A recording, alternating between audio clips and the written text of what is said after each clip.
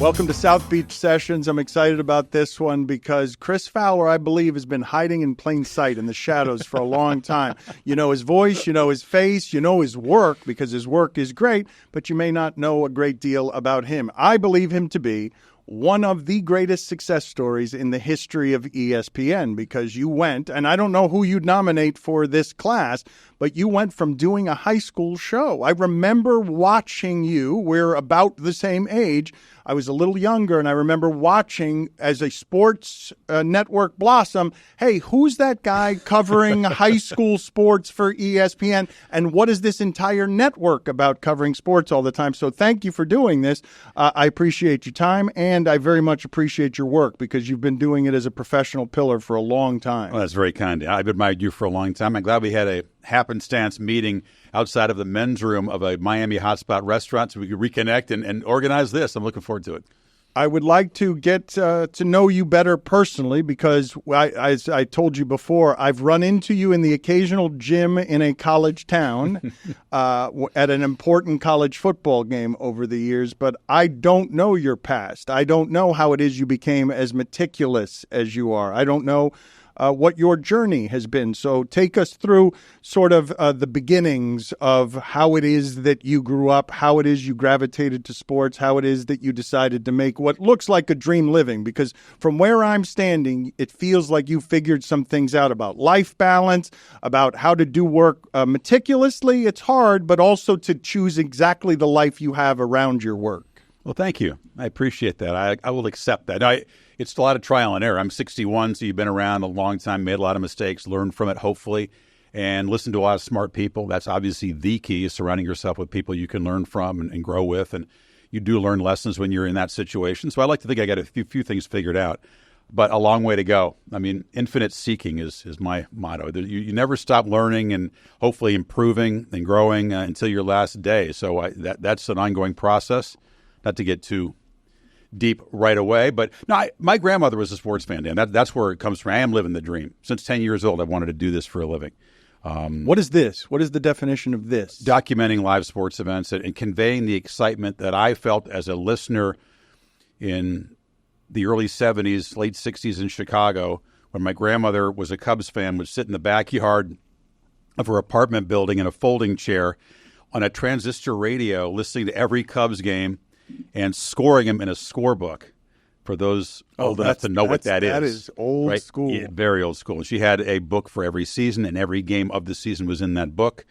And these were good, but just good enough to break your heart Cubs teams. The 69 season, I'm old enough to remember their collapse when the Mets caught them and the Miracle Mets won the World Series. I still hate the Mets for that. But I just found that listening to Cubs games with her, listening to Blackhawks games on the radio and on television was just like enthralling. And if you want to break it down to why I love doing this, is because I like to see people express joy. And for me, it was the sound through the radio of Chicago Stadium going insane when the Blackhawks scored a goal, and the organ playing, and going to Wrigley Field and seeing the collective joy when the Cubs would succeed. I mean, obviously there was a lot of disappointment too, but it was just a bunch of people coming together and being happy at the same time for the same reason. I thought, what could be cooler than that if you could help be the voice to convey what was going on and deliver that to people? And so there were a lot of different detours and steps along the way we can get into, including Scholastic Sports America and even College Game Day, before getting to call championship events in my two favorite sports, which are college football and tennis, at ESPN. So, one employer for 38 years doesn't happen unless you navigate that well and get lucky with the rights that that company acquires and learn how to say no, because it's very easy to get off course in life and in any career, but particularly, I think, in media. So, since 10 years old, I wanted to do it, did everything I could, extracurricular stuff throughout high school and college. I did PA announcing for high school hockey games in Colorado Springs. My brother was a player in high school, got to announce him scoring goals. That was like an early thrill within the arena, not on any kind of media. But I went to Colorado. Shared joy. It was amazing. It was just amazing to be in the. I still go as a fan all the time to all kind of different sporting events for the energy. Yeah, for the energy. I mean, just to be a part of it. I think we do our best on TV to capture it.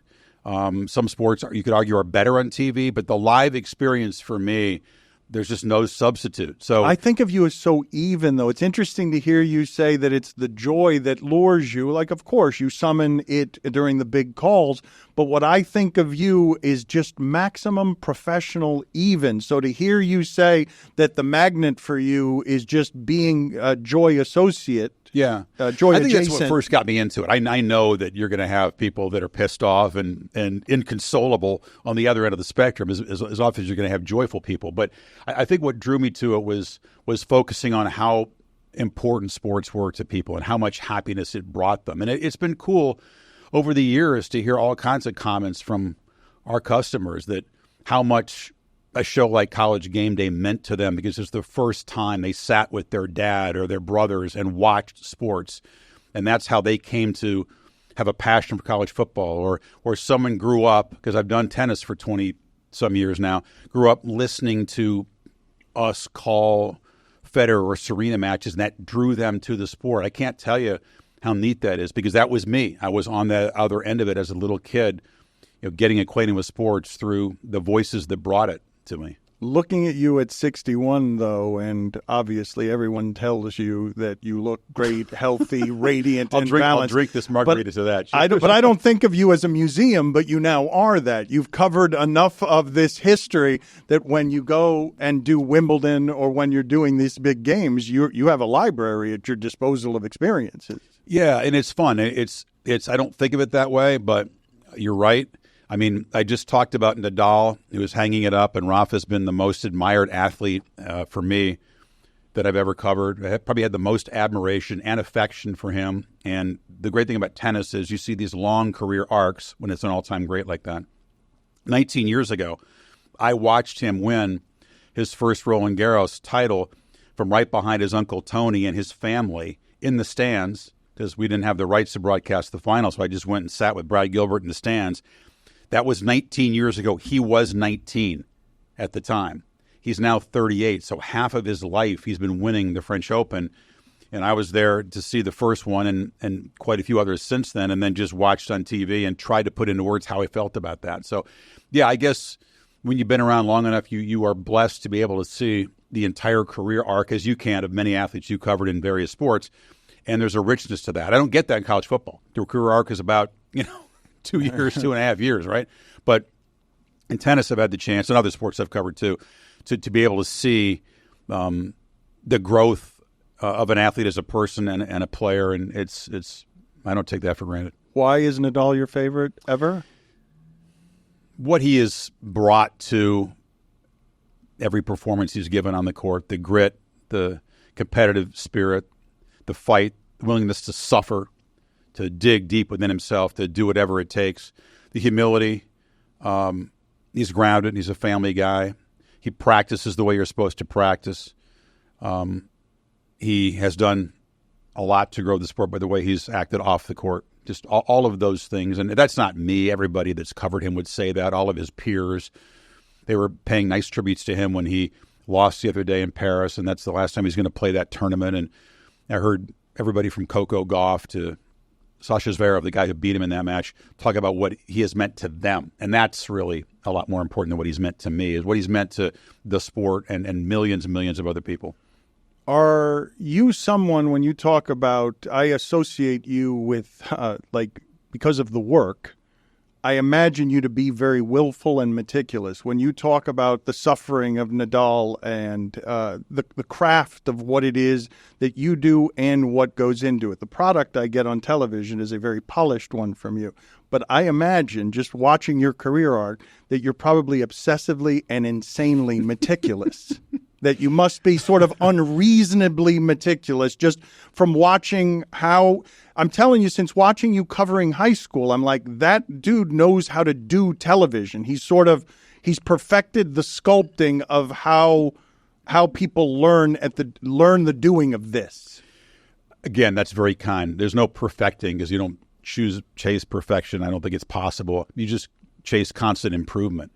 No, I think you have to love the grind. It's no different than being an athlete. It's no different than doing anything for a living. If you like the process of preparation, improving the groundwork that leads to the broadcasts, if that isn't torture to you, then you're ahead of the game. I don't think people understand the preparation, though. I don't think people like. Can you? They're not supposed to. It doesn't matter. They don't have to understand. I'd like them what to. It sounds like on Saturday. But I'd like them to. I'd like them to understand when you get out there and do a broadcast, any kind of broadcast, and you're on national television for 3 hours, learning everything you've learned over 38 years. Tell me about your process up to that and how forgiving you are with yourself after you've performed less than wherever I am imagining an unreasonable standard is. Well, last question, not very forgiving. I mean, I'm getting better at that because, as I said, perfectionism is not a path to happiness. You can't be a very happy person if you hold yourself to a standard of perfection. I had a great conversation with John McEnroe about this. He was miserable because he was raised to be a perfectionist when he realized you're going to make mistakes. You got to move on and process it. So I've made plenty of mistakes and thousands of them. And, used to get really pissed off and pick up something off the desk and throw it somewhere, hopefully not at somebody when I would get frustrated. But you overcome that. You realize that you're not going to be perfect. You just have to meet your own high standard and make sure that your standards for yourself are higher than anybody else's for you. And I think that's what I tell young people.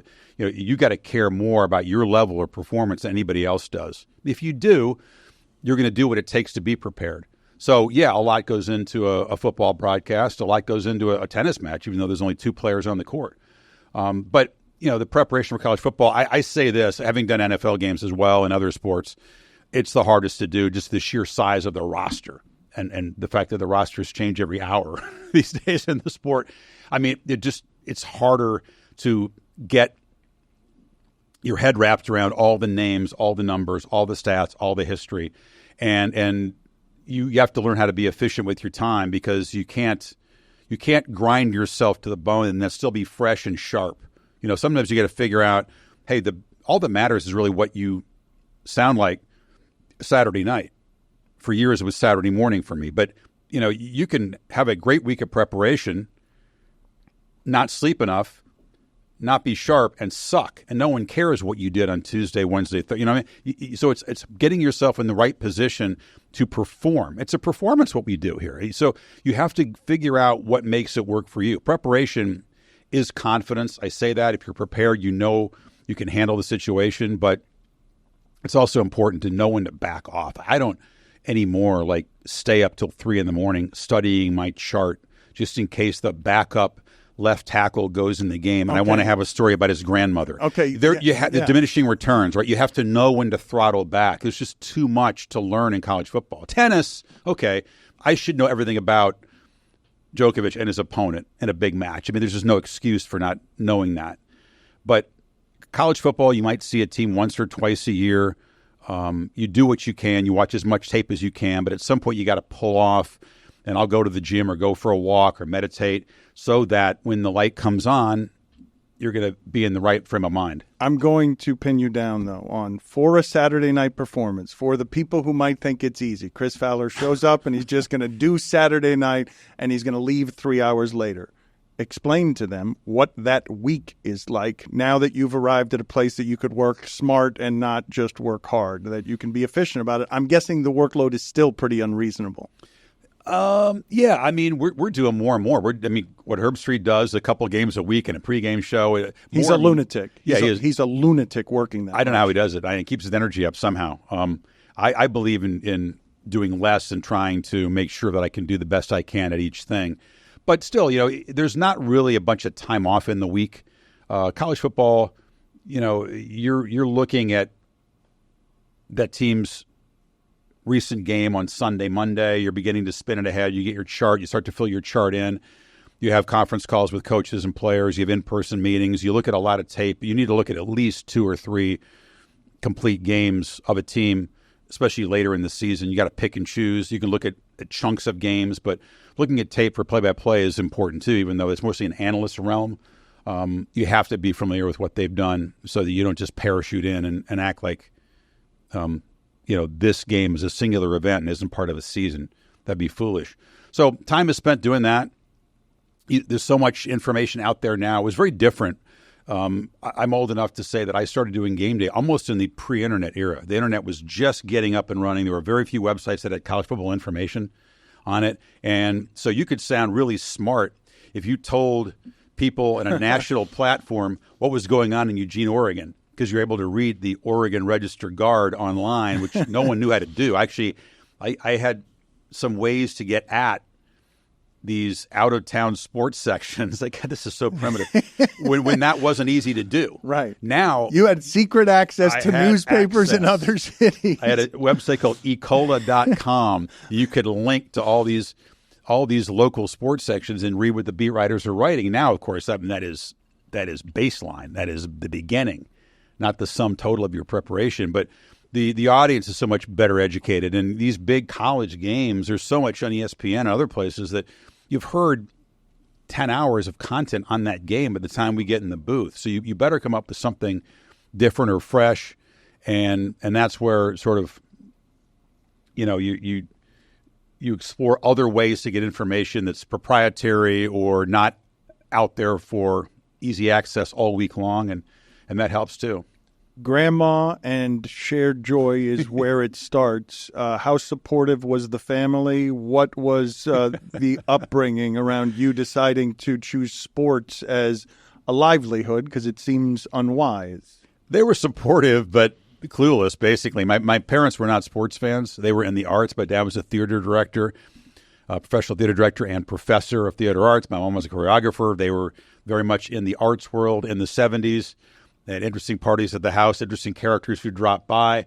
None of it centered around sports. They might watch a little bit of the Olympics. That was it. My grandmother was the one that got me into it, and I kind of just took it from there. But they were supportive. I lost my dad when I was 16, and he had a vague idea of what I wanted to do. I was just beginning to sort of think about college at that point. So he's never been able to see any of the success. My mom did see it. She was able to witness sort of like the emergence of game day, and she was proud, although being an Irish woman was very stoic. I wasn't showered with positive reinforcement or love or accolades the way somebody might have been from a different family background. But there was the understanding that she was proud of what I was doing. And I've always been pretty good, Dan, at not needing a lot of external input. I don't say that it's unimportant to me what people think because they're our customers. I will just say that feedback from them, be it really positive and kind or really negative, duly noted, but it's not going to rock my world. It's not going to make me feel too differently about what I do. I think you go about your business and, like I said, you meet your own standard and you try to do right by the people you work with, because I love the collaborative part of this. And you're surrounded, hopefully, by people that also hold themselves to a really high standard, and you take great pride in the production. And so you're less concerned by what other people say or don't say. And I was fine with the level of support that I got, that it wasn't like my mom was, watching every show and jumping on the phone and telling our friends, it was good. It seems like you've arrived, though, at something that sounds like real confidence, and that it would be hard to arrive at it if you lose your dad at 16 and your mom is, stoic. Stoic is the good word. I don't know. I think I certainly didn't have a lot of confidence as a younger person. Wasn't a great athlete. Moved around. We changed schools a lot. I was the new kid a lot. You don't swagger into the school thinking, hey, I'm him. I'm going to run this show. You're just trying to get along and not get knocked around. And, you kind of try to blend in when you're the new kid all the time to not, at least I did. And so, same, by the way, same fringes of sports, admiring the athletes, but just wanting to be close to what it is that they were close to, but not good enough to be as good as they were. I played, but thankfully none of my career has to do anything to do how I played tennis or football or anything. So, I liked it, but I recognized pretty early that I wasn't especially gifted, and it wasn't going to be a pathway for me to gain confidence or build an identity. That wasn't going to be a part of my self-identity was an athlete or a popular person. So I don't know. I think you gain confidence over time slowly if you're in my position or your position maybe. I I don't know how you felt, but I mean, I had no game with girls in high school. That wasn't a part of it. I didn't go off to college thinking I was going to conquer the world. I just went off to work hard and really take no handouts and make my way and sponge up every piece of useful knowledge I could and be around the Colorado Buffaloes program, even though they were horrendous in football at the time, and just sort of pay my dues and loved it. But yeah, I think it took me a long time to have whatever confidence. I think I had belief in myself, but it certainly wasn't displayed outwardly too often. It feels like we had similar paths, right? I went to an all-boys school, and I was doing all that same stuff, just trying to fit in. Didn't move around a lot, but had a father who was difficult to please or didn't show pleasure, and a very supportive mother, also warm, which was helpful to believe in something that was hard to believe in, because I wasn't even doing it the way you were doing it. Yeah. I'm telling Cuban exiles who have come to this country to get me a private education and an engineering scholarship, hey, I want to write about sports. I want to see if I can make money writing. It's not even television and some of the vanities. And so my father was mortified, right? Because he had made so many sacrifices so that I could get and become an engineer like him, because it would have been a safer path, but I would have been unhappy. Like, this thing that I chose fed me because of the same things you're talking about. The first time I go to the Orange Bowl with my dad, the electricity of the places, it's like it would have been what Disney World is to kids of that age. The Orange Bowl was to me, because I'm being jostled around and I'm like, why is that noise being made? Why does it feel like this? Why does everybody feel so good? And it was more joyous than my household. It was my house didn't have a lot of joy in it. My father's not a joyful person, and my mother tried, but I wouldn't say that there was a giant joy in my house. It was work and commitment. Those were the important things. The only way you got to freedom in this country was to work, and working couldn't be joyful. So satisfaction more than joy. I get that. I've never focused, though, on the impact of what was lacking. My dad got diagnosed with lung cancer when I was 14. So if anybody's out there, I'm sure too many people have known what that's like to have cancer in your family. The diagnosis is a huge benchmark. I lost him when I was 16, but I was 14 when he was diagnosed. And so that changed our family's life forever. One conversation after school at the family dining table when that news was delivered. It was kept from us for a long time because parents kept stuff from kids. Cancer wasn't discussed as openly back then, and not with kids, certainly. And when it was finally time to tell us what was going on, it was scary as shit. And we knew in that moment that our life as a family was not going to be the same. And you're unsure, you're scared. Pretty soon he was in another state getting treatment at a hospital in Colorado. We were back in Pennsylvania because he was in the faculty at Penn State when he got diagnosed. And we were apart for months. And this was, pre-everything, man. There was no FaceTime. There was no cell phones. You maybe got a phone call once a week from him. Here's how chemotherapy is going. How's school going? I mean, it's primitive communication, right? So it was all very scary. And then those are such formative years for you. They were. But again, what do? You try. I was the oldest of two kids. My younger brother was struggling maybe even more than I was because he was 2.5 years younger. My mom was obviously really struggling. So you try to be there for both of them and not be a problem for anyone. You learn to be very self-sufficient.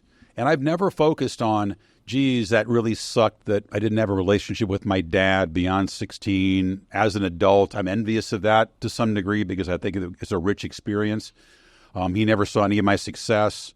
I wasn't showered with hugs and kisses from my mom, but that's okay. I don't focus on what was lacking.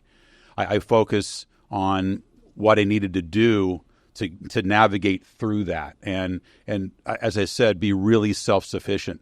Go to school and be very determined. I'm not going to take a dime from my mom or anybody else, like zero. So little scholarship here and there, a bunch of jobs. People tend to see you now and they would think that you were born that way, right? You're born on third base, or that you don't know what adversity is, that you don't know what trauma is and heartbreak is. And I get a little emotional even talking about stuff like that because we've all got shit we've dealt with. Every single person you see walking around, that's what you learn. You might see a dream life or, God, the guy is so lucky, and I am. But that doesn't mean you haven't been through plenty of things to help shape who you are. And I'm very aware that everybody I see has stuff, heavy stuff, hard stuff, difficult chapters in their life and stuff they have to overcome. And so I don't take for granted where I am, and I don't assume that others have it easy, even though it appears from the outside that they might be really lucky. What are the parts that make you emotional? That's a good question. I think just, there's no point in sort of regretting what you don't have. I think that's what I've come through. You don't get better or stronger when you focus on what you didn't have. You take pride from the fact that what you made it through. And again, people had it a lot harder than me. Okay, I mean, everybody out there can relate to tough experiences, and many people came through a lot more than I did.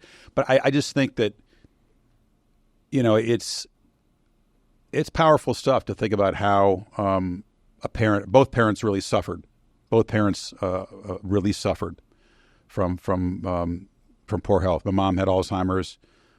It's a different kind of heartbreaking to lose someone slowly who is physically fine but mentally erodes and becomes an echo of themselves. And Alzheimer's is awful in that way. So that was opposite from my dad, who was sharp mentally and still writing and creating, but whose body was being ravaged by cancer at a time when they didn't really have treatments nearly as sophisticated as they do now. So, both of those things, I think, if I think about them, make me emotional, and if I allow them to, it's just not a part of my daily life, but it is definitely a part of who I am. If I allow them to, it seems like you're very tough and don't want. It seems like I'm asking you the question, so you're not volunteering how tough your life was, and you don't have to account for how tough everyone else's life is to know that cancer, as you're talking about it, I saw with not primitive treatment, what that did to my brother over the last year. And I wasn't in my formative years. I'm in my 50s. And it doesn't get easier and it wasn't my father. And so watching all of that, you've now mentioned twice, volunteered twice, my father didn't get to see my success. Yeah. Clearly, that's something that stayed with you. Yeah, I think so. I'll tell you something. I won't tell the long version of this because people might wander away. But I discovered a shoebox full of cassette tapes my dad recorded when he was a cancer patient. He had planned to do a memoir because at that point, people had not written a lot of books about what cancer was like. Again, this was middle 70s, and that stuff was just kind of swept away. It wasn't talked about. He wanted to do a book because he was recording his daily activities during treatment, and some of it was very mundane and who he had lunch with and what he felt, but some of it was deeper, lessons he was just learning. And these tapes sat in a box in my mom's basement for a long time, got discovered when she passed away. We were going through her stuff, and I have since listened to most of them. I'm going to do something with it. There's a project there because even though he never finished the tapes, there's a lot of interesting stuff on there, and half the story, at least half the story, is me listening to him record these at an age when he was a lot younger than I am now. He didn't make it to 50. He died at, I think he's 47. So I was already a lot older than that when I listened to these tapes. And so it's an out-of-body experience. I promise you, to listen to recordings of your dad's voice that you hadn't heard for 40 years, 45 years, to now hear these tapes, and this is what he sounded like. He's very theatrical, and being from that world, doesn't speak like I speak, is very different than I am in a lot of ways.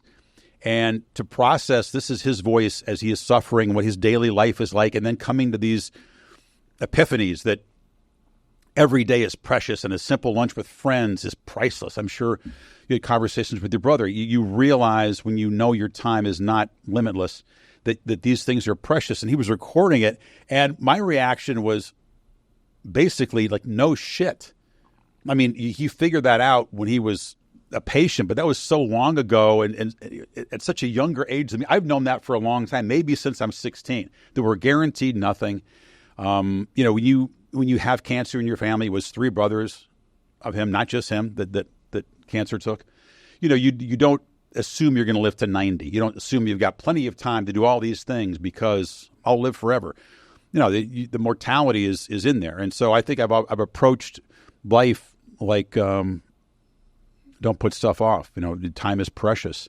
And hearing him figure that out after he got cancer on tape 45 years later was quite an experience. I'll do something with it at some point because it's very interesting. No one I've talked to has had that similar experience about hearing tapes from crazy. From a dead parent. No, it's a dead parent about dying. But Yes. You say it seems like, forgive this if I've got it wrong, but there's a certain lack of self-awareness in you saying no shit to those observations about mortality when it was forced upon you between the ages of 14 and 16. And so you lose your childhood there. You lose your father. And of course it's no shit. Time is short. I just learned the lesson. If he'd lost his father at 16, he might have learned it before he smoked cancer. like a chimney. And my mom smoked too. It was like, it was lung cancer that took him.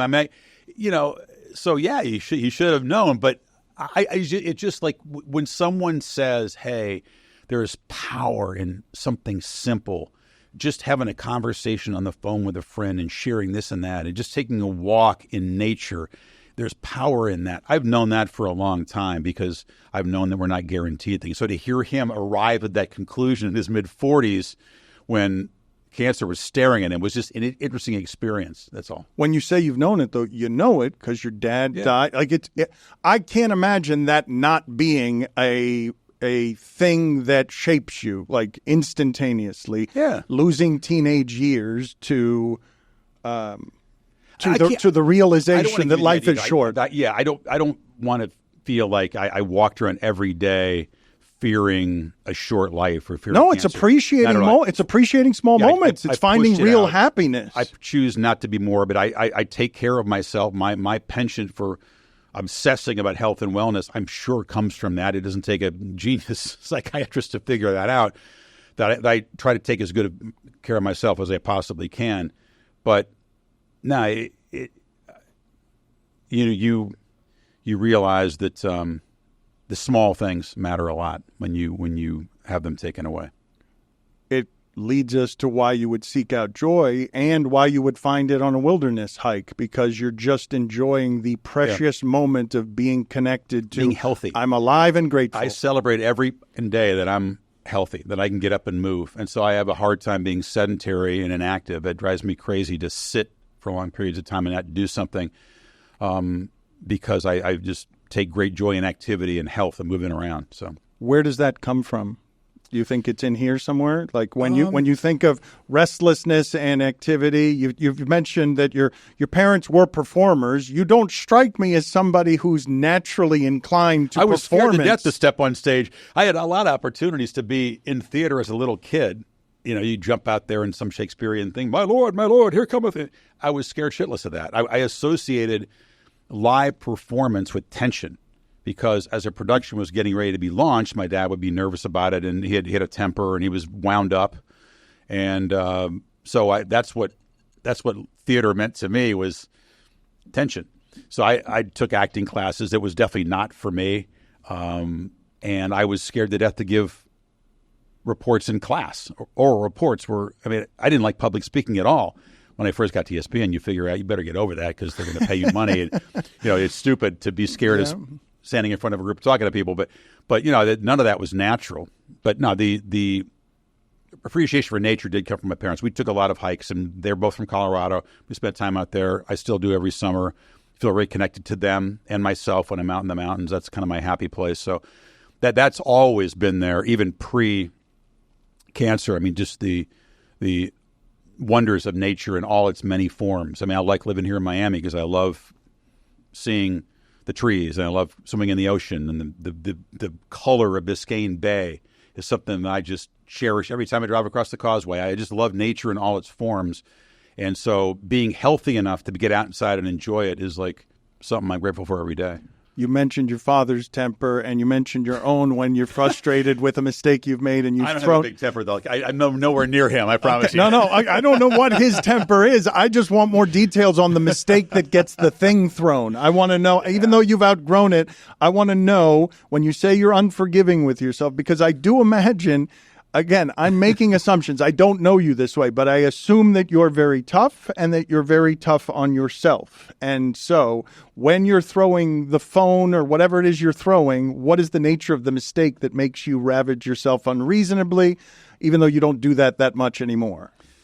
Well, at least you added that last part. I don't ravage myself very much anymore, but I have been far, far angrier at myself than I have at any other person, not even close. And especially these days, I really don't.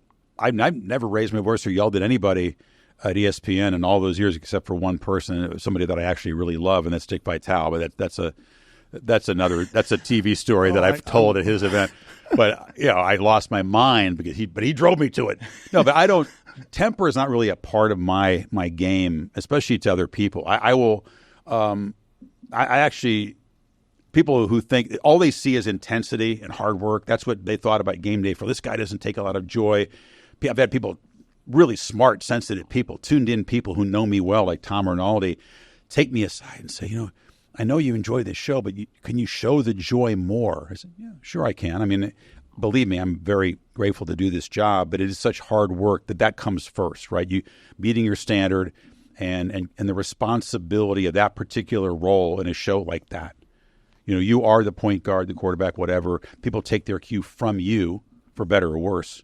So you want to convey commitment, hard work, attention to detail, high standard, and I've been really, really grateful that people have expressed that to me, that they've seen that. Now, it took me longer to realize you should also show you're having a great time, that this is fun, that you're lucky to be here in this spot, that you're taking great joy in this, because they take their cue from that too. So that was a longer time coming, but I will still get pissed off at myself. If I miss an exit over here and I'm just not paying attention, I'll scream nasty words at myself in the car for 5 seconds, and I'll calm down and go about my rerouting myself. But I can't. What does your wife have to say about these parts of you that she accepts and understands and loves, but may not love? Oh, Jennifer understands. I mean, I think that I don't have a temper, so I don't. No, I'm talking about being hard on yourself. When a woman loves you, or when a person loves you, I know my wife helps me a great deal here, because if I could fix one thing about myself or improve one thing about myself, I would be more gentle with myself. Mm-hmm. And having someone love you in a way that's understanding and accepting and can talk me in on stuff when I'm being unreasonable with myself. That's why I was asking you how she Jennifer's looks really at helpful. it. She's very, very hard on herself too, though. She has very high standards. She's meticulous, detail-oriented. When she does a job, does it right. So we agree on that part of the thing. And she doesn't let me off too easy if I don't do a good job with something, because that's the way she is. But she understands. I mean, she's not the voice, though, that says, hey, you're too tough on yourself, relax, throttle back a little bit. I mean, that's not – I don't ask her to do that, and that's not the role that she plays. She understands that I can sort through this myself, and that I'm not going to beat myself up for a game that I consider to be below my standard. You leave the stadium sometimes, and you didn't bring all that preparation that you did properly to bear. Or you just screwed up in the moment, or you let your concentration dip in the third quarter, or you didn't have the words when it was needed in some big moment. But I don't. Again, that doesn't carry over very long. I want a couple of tequilas and I get over it. All right, we'll keep giving you tequila, and we'll keep trying to milk you for more and more information about how it is you're as good as you are at the things that you are good at. When you mention preparation, I'm going to try and pin you down here. Okay. At your most crazy, extreme, meticulous, preparation is how many hours a week? Maybe not now, but whenever it was that you were most unreasonable about, hungry and getting to a place that had achievement in it and wasn't necessarily reasonable or balanced. How many hours a week does it take you to prepare for what you're doing on Saturday night? What time are you going to bed on the most unreasonable preparation weeks? Not very late anymore. Maybe 1 o'clock. I'm pretty nocturnal. I'm not talking about now. I'm talking about whatever represents your greatest extremes on preparation when you were fighting for your dreams. When I did college game day and also did Thursday night football, it was super challenging. I probably worked, 70, 80 hours because it was required. I did a game on Thursdays. It was great fun. It was never the hugest game of the week, but I took it super seriously. I hadn't done that much football play-by-play until that, so it was myself and Jesse Palmer, Doug Flutie, Craig James, Aaron Andrews. That was sort of our group in some kind of rotation. And I did that game, and then commercially flew to game day site on Friday morning and cranked really hard to do a show that just kept growing from 90 minutes to 2 hours to 3 hours. It just got harder and harder. And the level of detail that I wanted to bring to the show to an increasingly educated viewership was stressful as hell. Outdoors. Oh, it's so stressful. People. I mean, yeah, the execution of the show is another. We can talk about that. But getting ready for the show, there was no downtime. It was nothing but that for 15 straight weeks. Again, I loved it, but it didn't leave much time to try to be a good husband. We were trying to be parents at that point. I wasn't present for every chapter of that. It was difficult and super challenging. I'm not a reflective person. I don't think back on that much, but that was a tough time.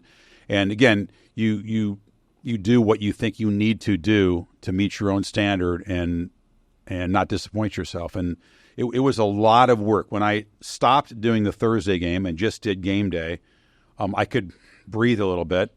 I still stay up really late. I still don't want to miss anything. And that continues today. I just think you can work, as you said, work smarter and know how to prepare yourself for the broadcast and not get caught up. Like in the preparation is not the thing. It just sets the table. It's essential, but the job is the performance, right? So like I said before, you can suck on Saturday. It doesn't matter to anybody, including me, how well you did Monday through Friday preparing. Geez, I had that down. I didn't say it well, or I forgot this in the moment, or I got this guy's pronunciation wrong. Okay, that's what you're judged by. Practice. It doesn't matter how you shoot around. It matters what you do. That's right. You're judged on Saturday nights for 3 hours. You figure out, okay, how do I get the best out of myself for that 3-4? I wish it was 3 hours. It's more like 4 hours. Is there any particular reason that you're not a reflective person? Wow, I've never been asked that question. Because I number one, believe in the present moment a lot more. I don't believe in the future, stressing about that. I don't believe in trying to rewrite the past. I think what's done is done. All those kind of psychobabble cliches that people say that I happen to believe in to a large degree. But that, I do think that we can go deep if you want to. I do believe that control is an illusion. We think we have control over things we actually have no control over. We have no control over the past.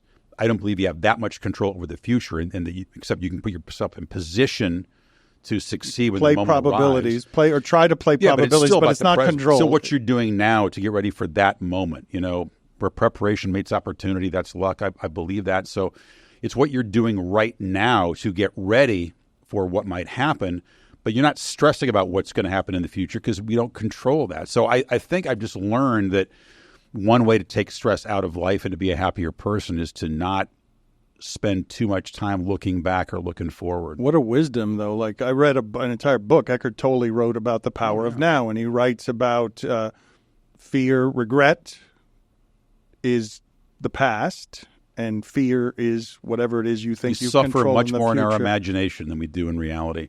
Eckhart Tolle writes about a lot of that. I've read a lot of books like his and all his books.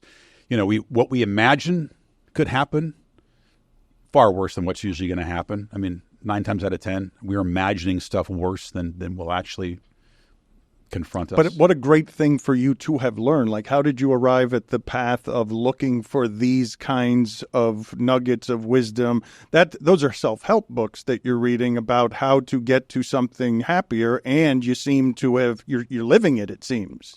Yeah, I don't know. I guess. Intuitively, I've come to some of the same conclusions that these other people have. And when I read books, I mean, there are light bulb moments. I mean, I can't say that I read Eckhart Tolle and none of that stuff. I hadn't thought of that before. I mean, it makes sense. But when it reinforces something you already thought and I read the Stoics, I read Marcus Aurelius, I read a lot of kind of, because there were a lot of smart people back then. And I think a lot of it resonates now. It's timeless. So, just being focused on the present moment is not original, and it's not exclusive to one author. I think it's sort of, Eastern thinking interests me. I've spent time in Nepal and the Himalayas getting to know Sherpas and talking to them and seeing kind of what makes them tick and what makes them joyful and what they prioritize and what they don't. I mean, it's all of life is prioritizing, right? And prioritizing begins with subtraction. You start subtracting things that are really unimportant to you, that are wasteful, and then you're left with fewer things to worry about, and you can choose from among those things about what to prioritize. And that to me is just life. If you stress about, hey, I've got so much on my platter and so little time to do it, which I used to do all the time, including preparing for games. Look how much energy you're wasting on the stress of that. When in reality, you come to the conclusion that you have plenty of time to do the things you really need to do, as long as you can differentiate the stuff that you don't really need to do. And then once you figure out what's important to you, what's going to help you and help others and make you happy, and get you where you want to go, then somehow prioritize that. And usually for me, there's no room for sitting and complaining about the past. I like to do it. I like to reflect on, hey, memory lane. I sat with Corso the other day in Orlando. We started telling old stories and laughing. When I do that, I realize, there's great joy in that too, and I should take more time to do that. But it's never going to be more important to me than the present moment, Understood. Why are you talking to Sherpas? Are you on a quest for curiosities? Like, I know you like to travel, but what are you doing there? Like, you're trying to learn. Are you just inherently curious? No, I go there because the mountains are there. But the people of Nepal in that region, who are basically they're Tibetan, they've come down from across the Himalayas from Tibet into Nepal. Then the Sherpas who populate that part of that country are of Tibetan descent typically. No, they're just fascinating, very, very, very tough people who know how to keep things simple and know where to find joy and know what's important, I think, and as well as the amazing scenery, which if mountains speak to you, and mountains to me are the most profound expression of nature, and we talked about how much I love nature, then the Himalayas are where you go. And you test yourself mentally, physically. You go over high passes and climb mountains. I've never climbed Everest or anything of that 8,000-meter range. But I've climbed smaller mountains there, and I've certainly spent a lot of time in altitude and taken great joy in that. Just went last year with my brother, 25 years after we had gone the first time, and was extremely proud of being able to do that at age 60 and be physically better than I was at 35. But no, along with that, you find stillness and just take a lot of lessons from kind of what you see and what you experience, and there's a lot of wisdom. Those people are incredibly tough. I mean, old stories about walking 4 hours to school every day. They walked 4 hours to school every day. The guy, the Sherpa that took us around, who's climbed Everest 20 times, was telling us stories. Now, that's not the thrust of his wisdom, but it shows you that people have been formed by serious hardship and the resolve and the resilience that it takes to overcome that. And the fact that, people sit there in a small village and they watch foreigners walk past their house every day, loaded down with super expensive camera equipment and climbing equipment, and they've spent $65,000-$70,000 to climb Everest, okay, for a month of their life, and that is an amount of money that is unfathomable to anyone who lives there, right? So they've seen that their whole lives and have. I'm not climbing inside the head of every Sherpa I've ever come across, but in general, they're not envious, they're not jealous, they're not angry, they don't feel cheated, they don't feel deprived. They're very happy with what they have and how they live their life and what's important to them and not important to them, and that's family and health and being surrounded by these mountains. So, are you someone who's perpetually testing himself? Do you like to test yourself in a lot of areas, whether it be the weight room or beyond, where you're pushing yourself through what might be some limits, or trying to? Yeah, I think so. A lot of different forms. I mean, I don't give myself that pep talk every morning by any stretch, but I think part of what I consider to be a happy life, a fulfilling life, is one where you continue to challenge yourself and get outside of your comfort zone and improve and grow. And if you cease doing that, then something really precious is lost. And I really can't imagine life without that, without in some way continuing to try to improve and grow. And you can't do those things unless you're pushing yourself, unless you're getting out of your comfort zone. Again, that's psychobabble, but it really is true. I mean, you have to be comfortable getting out of your comfort zone and pushing yourself and risking failure. It's why I don't have any fear of losing. I don't really have any fear of failing. I want to do everything I try to do well, but if you sit around and ask anybody you talk to, better than me, you talk to these athletes, if you're going to fear losing all the time, you're never going to take a shot. You're never going to take a risk. You go nowhere. If you fear losing and failing, you wouldn't even launch a career of being an athlete in sports because the odds are so long, right? So you got to suspend that and not be afraid of failing and looking bad and falling short, and then you're just kind of freed up to keep trying to do different things. It's a broad question I'm going to ask you, but what has your wife taught you about love, and where has your wife helped you grow through some of these things that we're talking about? Oh, I mean, that's a long conversation. I mean, I think when you run into your life partner, you learn a lot about love. You learn your capacity for it. You learn how to receive it. And you learn that it's the most important thing. So we met at the least romantic occasion you could possibly think of, the ESPN Christmas party at a catering hall in Southington, Connecticut. My wife, Jennifer, was on Body Shaping, which was a show that was very, very important to ESPN. It was huge. Family of stations early on. It was really ESPN2 important. had nothing. In fact, ESPN didn't have a whole lot before ESPN2 was even launched. There was not SportsCenter and Get Up and First Take, and these shows didn't exist. The show was an exercise show in Hawaii. Was it Hawaii? Different places, yeah, well, Jamaica, Hawaii. Beautiful people exercising outdoors. So she did that for a long time, was very good at it, among other jobs. She worked as a home shopping host. She was on Channel 2 in New York at CBS and did a lot of acting and other things too. But she was on ESPN because of Body Shaping, and so that's what brought her to the company Christmas party. And we were supposed to get fixed up at a Super Bowl party by some mutual friends the year before, but nobody told me it was a fix-up. They just told me, come to Connecticut on your off day to go to a Super Bowl party. And I was living in New York. I was like, I'm good. I'm up there during the week. I'm just going to watch the game on my couch. And after the fact, they said, we had somebody we wanted you to meet. You didn't tell me that. So we go around from January all the way till the next December, and she walks up to me at the company Christmas party, introduced herself, and I knew who she was, and we just hit it off, and it's quite weird, but our first date was the ESPYs in Radio City, which again, it sounds so sad. It sounds so unromantic and sad. You really think about it. Well, but 25 years later, it all worked I'm asking out. You a question about how she helped you grow and what she taught you about love. She taught me everything about love. I mean, I think you meet your life partner, and I'm not a parent. But so people say you learn another capacity for love. If you have kids born, that you learn things about yourself and about love that you never knew before.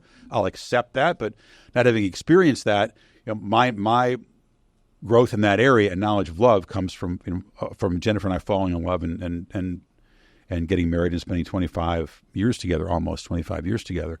So she's been instrumental to me in so many different ways. I can't even express it fully, but yeah, you when somebody is your best friend and your life partner, they know you better than anybody else, and for better or worse. So, well, I like where my wife knows me better than I know me. It's not even that they know you better than anybody else. Like, there are a good many things that my wife is showing me that I had not before seen about me before. Does that make you uncomfortable?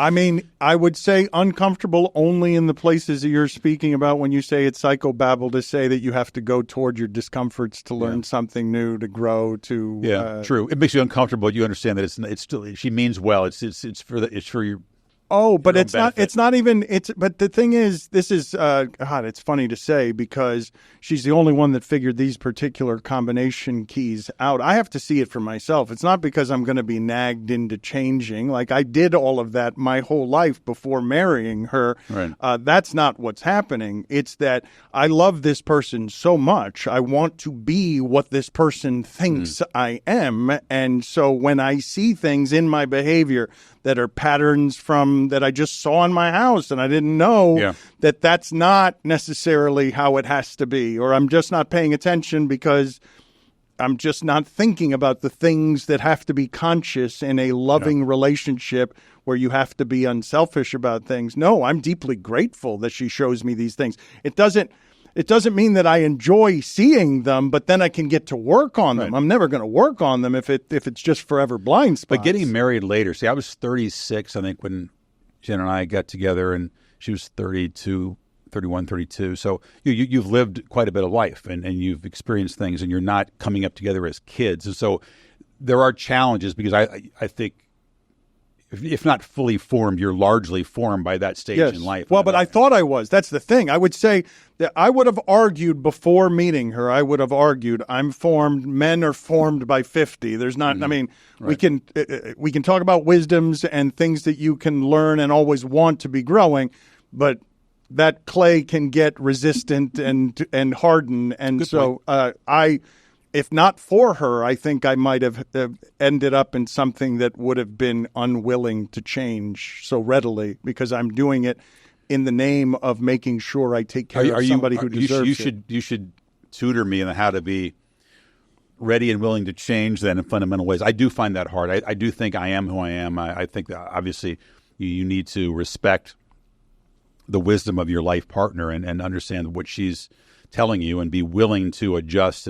But I do think that those are hard things, and they're hard for her to accept from me too, because you can sort of nudge as much as you love someone and they love you. You can nudge them in a direction, but it's hard to fundamentally change. But this is not. But what I'm saying to you though is it's not even nudging. With what I have learned in this small space is her love tends to be such a pure thing, unlike anything that I've known before, teaching me about love, that if I'm landing wrong with her because she's not inclined to have these frictions with me, I'm probably doing something wrong. That's what I learned, right? And that's a hard thing to learn. Like if you're stubborn, if you're Cuban machismo, if you grew up thinking you know certain things and that you know them with conviction, it's never her telling me anything. It's me noticing how something lands and being like, that doesn't feel right. Like that,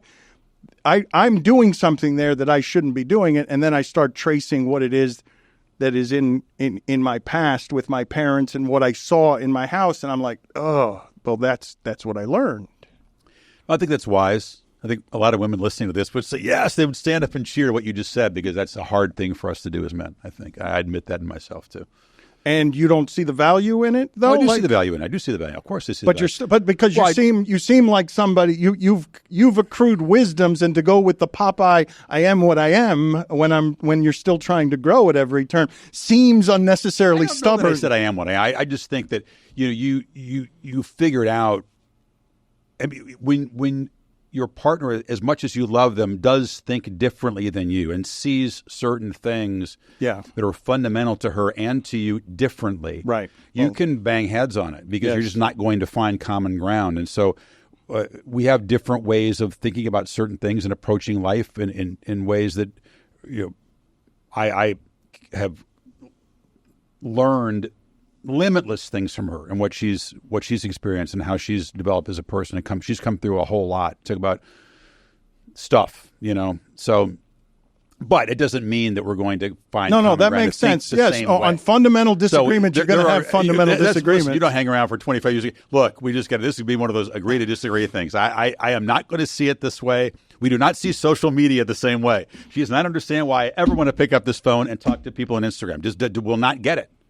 And I say, well, you don't have to get it. It's okay. That's not a pillar of who I am. It's a part of me.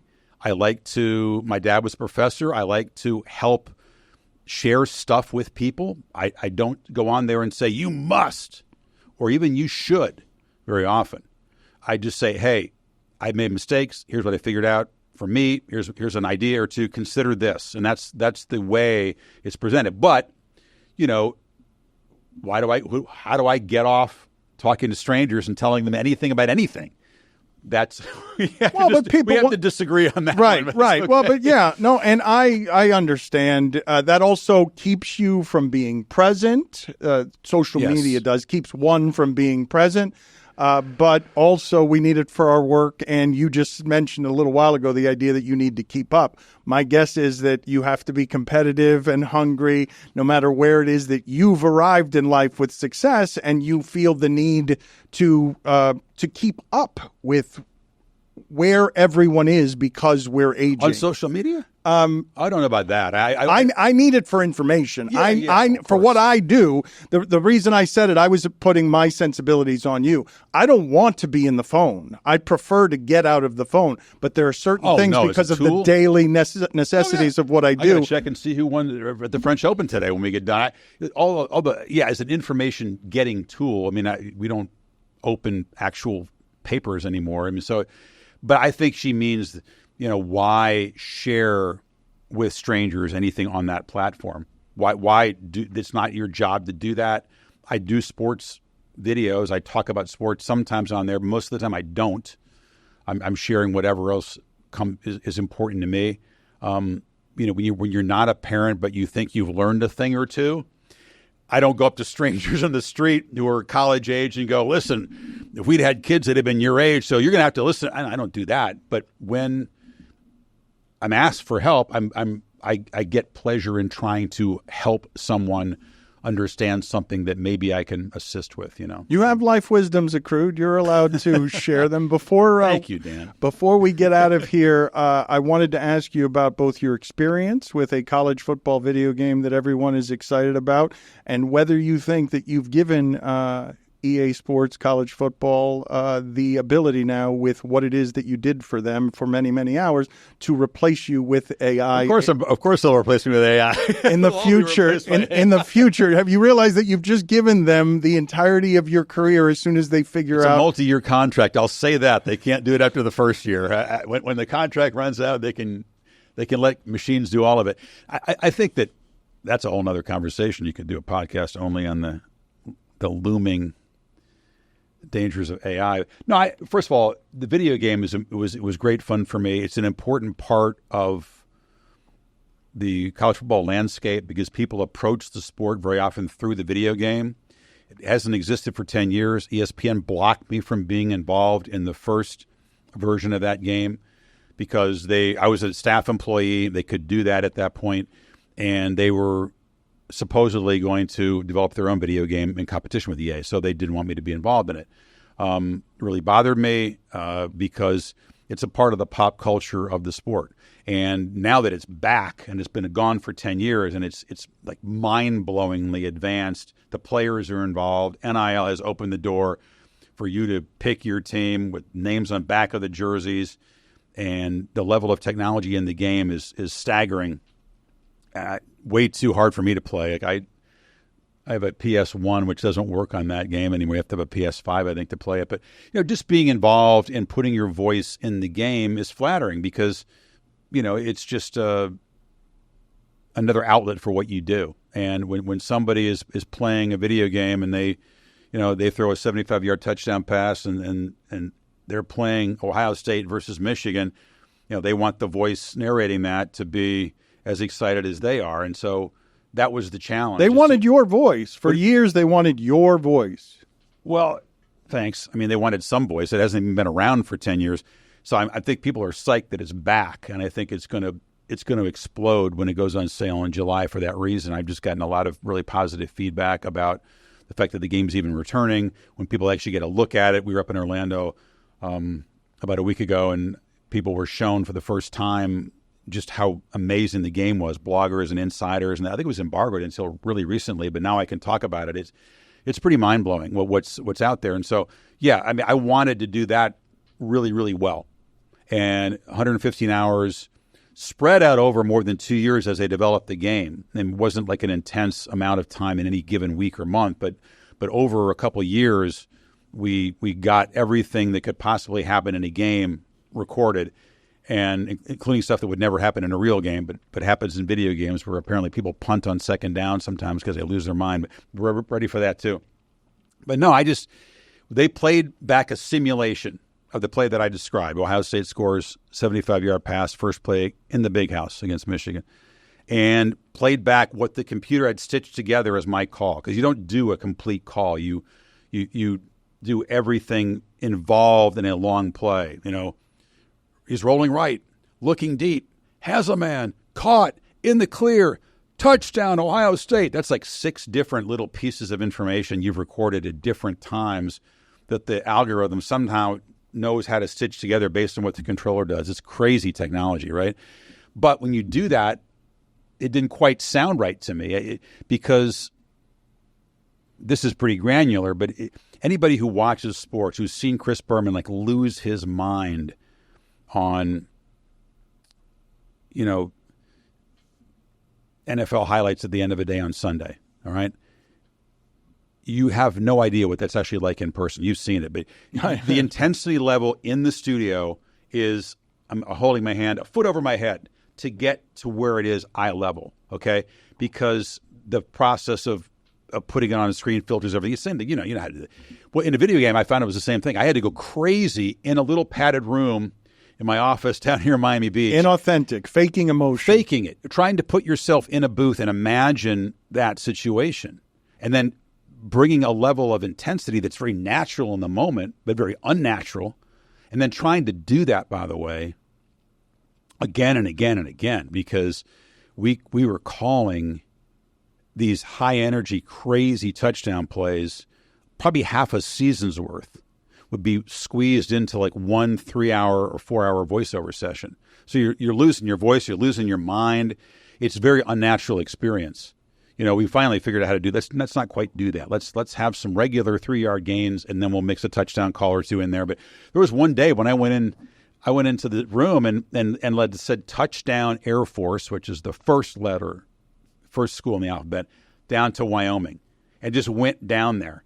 And it was a couple of breaks, but you don't do that in real life. And so I wanted, when it was actually put together by the computer, I wanted it to sound like a real game, but it took a while to get there. And I had to kind of change my energy to make it work. I wonder if you thought about your mother, the choreographer, and the father, the theater coach, because that sounds more like acting than anything that you've done in your career. Yes, it is. Although if you can put yourself there, you're just kind of imagining. It's not. You're not creating from something you haven't done before. You're just trying to fake it and say, I'm in a booth and I'm imagining this play in front. Well, how did that sound like? I listened back to some calls from real games to kind of get in that place. You're describing acting, Fowler. You're describing acting. Yeah, but it's your own words. So it's I'm not trying to be quote like Shakespeare or I'm not standing out there and say here's the latest Ibsen. Let's I mean it's shit that I have said before and would say, just done in a different environment. That's all. Appreciate your work, appreciate your time, and appreciate that after all of these years that we're able to get together and do this, because the audience should know, in the history of sports journalism and ESPN, there have not been a lot of stories like yours. You basically went from intern to top of the game there over 40 years. Like, your first assignments at ESPN were on the lowest rung of the... 11 years old, man. I thought they were going to hire me for SportsCenter. They didn't. No, we got the high school show for you. That's right. You were covering high school kids, but you did it with a great enthusiasm, and I still remember that as sort of aspirational. Watching you do that was like, oh, that's interesting. In fact, my first job in television was doing a show like that, the Miami Herald High School Sports Show near here. Did someone tell you don't do that? Because the last thing I'll leave you with, what I tell anybody is listen to your gut and your inner voice, and you only do that by cutting out the static. Well-meaning people will give you terrible advice along the way. And one of those pieces of advice was don't go to ESPN. Startup cable company. Was 7 years old at the time. I got there in 86. And you should not do that. It's a magazine show, not live, high school sports. You should go read scores. These are real places that I have job offers. Wichita, New Hampshire, Cincinnati as a weekend guy. I was lucky. I was decent coming out of college. I was in Denver. I'd worked out of college. I'd worked in a top 20 market producing and then doing reports in sports, not anchoring, but I had been on the air in Denver. The ESPN hires me to do this high school show, and it felt right. And had I listened to everybody else, I would have had a different career. Had I listened to everybody else when I got to ESPN, they would have rerouted me to some place very quickly away from that show, but not to college football. So, about 3 decisions that I made early on, game day was one of those, were instrumental. So anybody listening to this, whatever you do, find a way to know yourself well, because it starts there, trust yourself, and all the best choices I've made. I've made a lot of bad decisions on stocks and real estate and all that, but I've made no bad decisions in my career. Every single time when it's been A or B or C, I felt good about that. And stay at ESPN, leave ESPN, could have done that a few times. Obviously didn't. Wanted to, thought about it, didn't. Was the right thing to do was stay. Don't run away from something, run to something. So all of those things only come from the fact that whether it's being self-sufficient early on, I learned to know myself well and trust myself and make decisions based on what felt right and what felt fun, not money, eyeballs on you, ratings. None of that ever factored in. It still doesn't. It's what is going to feel fun and fulfilling and what feels right to you. So you wouldn't have met your wife either at the horribly sad Christmas party.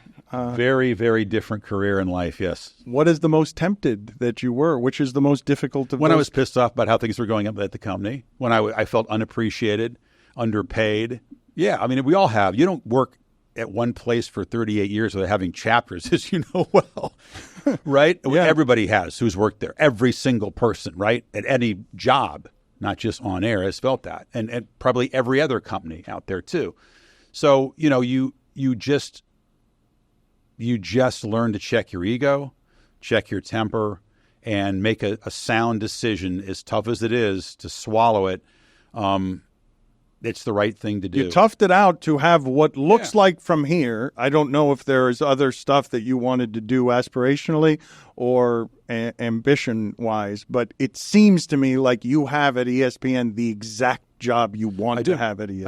I do. But I'm saying that is good fortune, but it's also preparation. It's also knowing yourself well and making good choices, because I could have taken 6 different detours in that path that would have landed me in a different place, and it wouldn't be calling the championship game in college football or the finals at Wimbledon or the U.S. Open. It would be someplace completely different. It might have been also good and fulfilling, but not what I'm doing now. And what I am doing now are my 2 favorite sports championship events, and it's not sheer luck. It's just being ready for that and knowing yourself well and knowing who to listen to and who not to listen to, and most listen to yourself. It is good to see you, and I'm glad that we did this. Thank you for spending Thanks the for time. Having me. Yeah, I wish that we had somebody around here bring us more so that I could have loosened him up and gotten all this drink. Do you realize if we had 3 of these, he would have been ripping every executive at ESPN with me lobbing him lobs. I came prepared for that too, man. Prepared for that. No gotcha here. This is not the setting for gotcha. Thank you, Chris. Cheers, Dan.